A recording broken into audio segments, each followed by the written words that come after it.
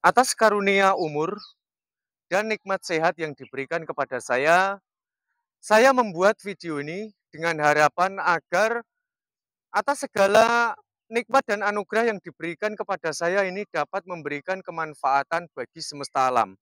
Jadi di sini temanya sangatlah penting dan baru ada di channel saya.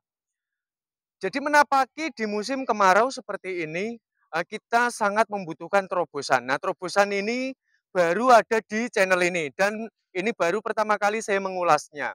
Menciptakan media tanam yang kebal terhadap segala perubahan musim ataupun perubahan cuaca. Di samping itu, media tanam ini juga dapat mengendalikan hama dan penyerangan dari gulma ya. Dan saya akan mencoba menjelaskan pelan-pelan supaya nanti lebih mudah difahami oleh teman-teman semua. Langsung saja langkah pertama untuk menciptakan media tanam yang kebal terhadap segala perubahan musim, kita dapat menggunakan galon yang tidak terpakai seperti ini. Nah, dengan menggunakan galon yang tidak terpakai, ini dapat menghindarkan tanaman kita ini, maksud saya media tanam kita ini terhindar dari kekeringan. Nah, caranya adalah seperti ini. Nah, ini galon saya beli di pemulung ya. Satu dengan harga 1.000 hingga 1.500. Caranya adalah kita memotong kedua bagian seperti ini, atas dan bawah. Kita pangkas di bagian tengahnya. Nah, seperti ini ya. Lalu yang harus kita lakukan adalah sistem pelubangan. Lihat teman-teman ya, ini biar transparan ya. Jadi kita dapat melubanginya kanan dan kiri, agak besar seperti ini saja. Dengan tujuan supaya nanti ini untuk akar ini bisa menembus keluar. Sehingga nanti penyerapan tidak hanya bisa dilakukan di dalam, tapi di luar galon pun bisa dilakukan. Nah, kemudian untuk di bagian atasnya kita melakukan dengan cara yang sama, dilubangi kanan dan kiri. Nah, bukan tanpa maksud, di bagian bawah ini tujuannya disisakan seperti ini adalah supaya nanti media tanam kita ini tidak mudah kering. Karena di bagian bawah ini nanti akan terdapat genangan air yang bercampur dengan media tanam kita, sehingga ini akan teramat sangat menguntungkan tanaman kita ini tidak rentan dengan yang namanya kekeringan media tanamnya. Nah, ini langkah yang pertama ya. Nah, terus saya sebutkan terlebih dahulu, manfaat kita menggunakan galon ini dapat mengendalikan hama teman-teman ya. Perhatikan, ini hampir tidak ada hama yang menyerang tanaman saya yang berada di dalam galon, tidak ada daunnya bolong ya. Nah, ini efektif sekali karena ketika mau menyerang dia harus naik dulu.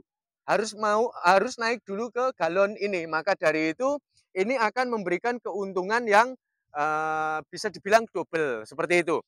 Lalu tahapan yang kedua, teman-teman, bisa memberikan cacing tanah jika perlu. Nah, cacing tanah ini teramat sangat efektif ketika kita gunakan, kita taruh di sekitar tanaman kita, karena produktivitas yang dilakukan oleh cacing tanah ini sangat menguntungkan untuk tanaman. Dan perlu diketahui kotoran hewan dari cacing tanah ini dapat menciptakan suhu yang sejuk, ya, tanah yang lembab, sehingga ini akan memberikan kesuburan bagi seluruh tanaman. Nah, perlu diketahui dari kotoran cacing juga dapat menciptakan unsur hara yang baik sehingga nanti akan memberikan keuntungan yang sangat luar biasa. Ini manfaat dari cacing tanah. Dan kemudian saya ingin mengulas masalah gulma ataupun rumput liar ya. Jadi rumput liar jika tidak mengganggu tanaman ini akan saya biarkan. Keberadaan gulma ini sangat menguntungkan bagi tanaman karena dapat mencegah media tanam kita ini dari kekeringan. Nah, ini risetnya ya. Jadi media tanam ataupun tanah yang ada gulmanya ini akan tetap selalu lembab seperti ini. Dan tanah yang gundul akan lebih mudah untuk kering dan rusak teksturnya. Kita perhatikan yang gundul ya. Lihat, ini kering. Nah, itu menandakan keberadaan gulma dari daya serap pada akarnya ini akan memberikan ketahanan kelembapan pada media tanam kita. Dan teman-teman harus tahu, Ini penyerapan yang dilakukan oleh gulma ataupun rumput ini dapat mendekatkan kadar mineral, nitrogen, fosfor, dan kalium di akar pada tanaman inti kita. Nah, rumusannya selama rumput ataupun gulma ini tidak berebut makanan dengan tanaman inti kita, maka sebaiknya biarkan saja karena ini dapat mendekatkan daya serap pada akarnya pada tanaman kita sehingga tanaman kita nanti tidak akan kekurangan cairan. Nah, ketika kita dapati nanti dia ini sudah tambah besar ya, tambah besar, dia berebut makanan, maka kita harus mengendalikan gulmanya dengan cara mencabut secara manual atau kita dapat mencongkelnya dengan menggunakan benda-benda bambu ataupun sejenisnya. Nah, dengan tujuan supaya akarnya nanti juga tercabut. Nah, satu keuntungan besar juga dengan keberadaan gulma ini ternyata dapat menjadi pupuk kompos yang dapat menjaga tingkat kegemburan tanah sehingga tanah teksturnya tidak mudah mengalami pemadatan. Kandungan gulma ini juga banyak menutrisi bagi seluruh tanaman. Di samping itu kandungan gulma ini juga ada zat-zat tertentu yang tidak disukai oleh hama penyerang. Sehingga dengan penggunaan gulma secara kemestiannya ya, jadi kalau kalian ingin menggunakan gulma sebagai pupuk, sebaiknya kalian daur ulang terlebih dahulu gulmanya ya. Dipastikan dia tidak akan menciptakan suhu panas yang berlebih, tidak mengundang patogen ataupun jamur-jamur, sehingga harus dilakukan cara daur ulang dengan cara dikeringkan dulu, bisa dibakar, bisa dicacah, kemudian ditimbun.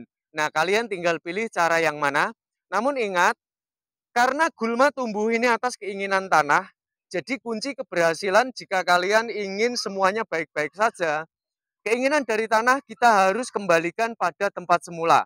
Karena sifat alamiahnya Tuhan membekali sistem perbaikan tanah ini tadi Tuhan sudah menakdirkan ketika tanah mengalami stres berlebih dan ketika tanah tersentuh oleh mineral maka secara otomatis akan muncullah gulma-gulma. Nah, dengan keberadaan gulma ini akan menghindarkan struktur tanah dari kerusakan.